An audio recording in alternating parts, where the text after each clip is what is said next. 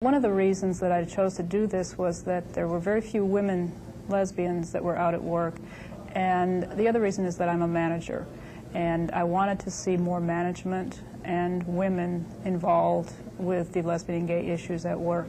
I came out because I was at a point in my life where I felt it was important to come out, to affirm who I am and that I have a right to be who I am and not live in fear or make up excuses at work for what I might have done over the weekend or why I'm not married, and just all the questions that always crop up.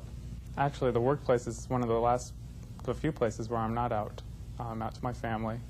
I was out to my colleagues while I was in school. Went to a university that had a non-discrimination policy, and felt very comfortable with that while I was in college. And I came out while in college. The fact that there was that non-discrimination clause there was comforting. I've been out as a lesbian for a couple years. Before that, it was not fun to be a lesbian at work because no one knew. I couldn't share any of who I really was. And at times, a friend now who I'm out to came and said to me, "You know, Sandy, I knew there was a lot more to you, and I just didn't know where it was and what you did and what excited you and what made your life. But you have this level of energy that I saw."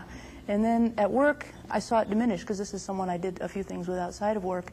And you seemed much more concerned, much more reserved, and just unwilling to share. And I thought that there was something wrong, personality-wise, or that you really didn't like your job. One of the first places I came out was in the workplace. I did things somewhat backwards for most people who come out to friends first and maybe eventually in the workplace. Well, I came out in the workplace first because this was becoming a workplace issue. At the same time, I was beginning to deal with it personally.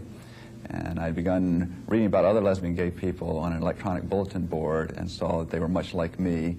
And one of the things I noticed was that those who were out were much happier than they had been when they were closeted. I'm not out at work. That causes a lot of turmoil, I guess, in my normal work environment.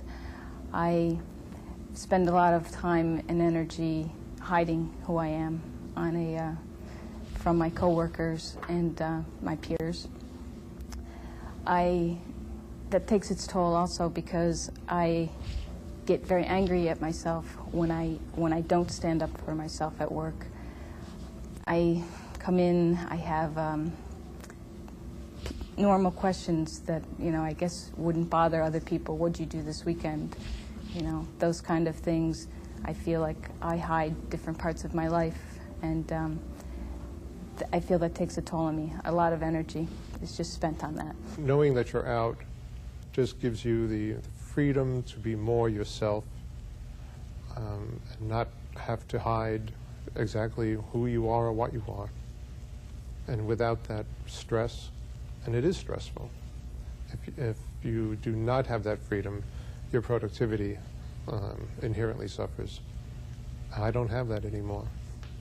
About 1 out of every 10 employees is a gay man or lesbian woman, and an even higher percentage are bisexual. If you add to that number those employees who have a brother or a sister, a son, a daughter, a mom or dad, or a best friend who's gay, and we begin to understand how many people are affected by the topic of gay issues in the workplace. I'm Brian McNaught, and for the last several years I've been working with corporations who are addressing this issue because they understand that productivity is dramatically affected by anti-gay bias, or what we call homophobia. To combat homophobia, many corporations like AT&T, Disney, Kodak, Procter & Gamble, only to name a few, have instituted policies that prohibit discrimination based upon sexual orientation.